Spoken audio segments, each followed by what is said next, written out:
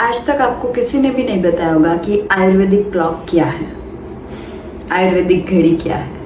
नमस्ते एवरीवन, मैं हूं doctor Dhwani. Welcome to my YouTube channel.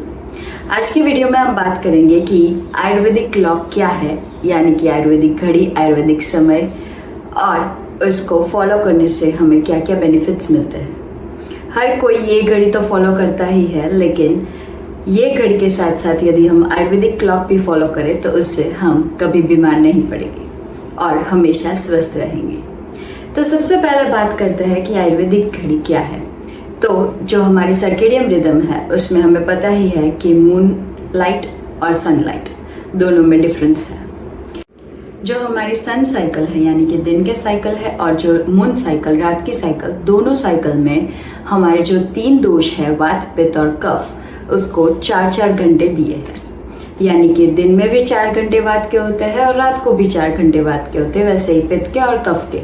सबसे पहले हम बात करते हैं वात के 4 घंटे कौन से हैं। तो सुबह के 2 से 6 या तो फिर दोपहर के 2 से 6, ये है वो वात के घंटे हैं। यानी कि इसमें वात दोष प्राधान्य होता है, यानी कि सबसे ज्यादा होता है। तो इस समय हमें क्या करना चाहिए? तो इस समय जो हमारा 2 से 6 सुबह का टाइम है वो ब्रह्म मुहूर्त कहलाता है। इस समय हमें कुछ ऐसे कार्य करने चाहिए जिससे हमारा मन शांत हो, क्योंकि जो वात बढ़ता है तो हमारा मन चंचल होता है। तो उसके लिए हमें मन शांत हो वैसे कार्य करने चाहिए। यानी कि हम योगा कर सकते हैं, या तो फिर मेडिटेशन कर सकते हैं, या तो फिर हम कोई भी भगवान की प्रार्थना कर सकते हैं। क्योंकि जब हम ये सब चीज़ें करते हैं तब हमारा मन बिल्कुल शांत होता है। क्योंकि वात है वो अस्थिर है, यानी कि हवा जैसा है, चंचल है, एक जगह पे शांत से नहीं रह सकता। इसलिए हमें वात को कम करने के प्रयोग करने हैं।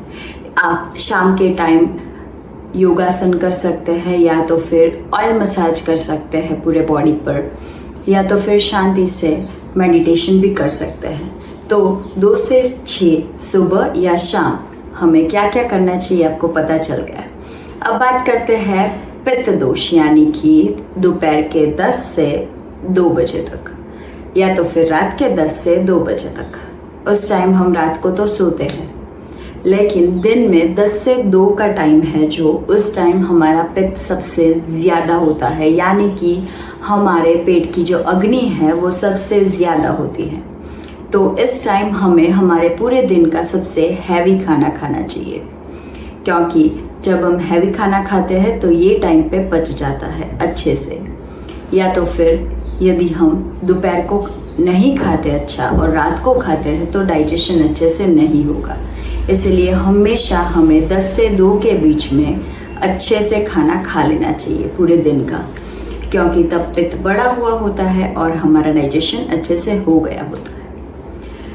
फिर अब बात करते हैं तीसरी दोष, यानी कि कफ दोष की। कफ दोष का समय कौन सा है, कौन सा बचा? 6 से 10 का। शाम के 6 बजे से रात के 10 बजे तक, या तो फिर सुबह के 6 बजे से 10 बजे तक।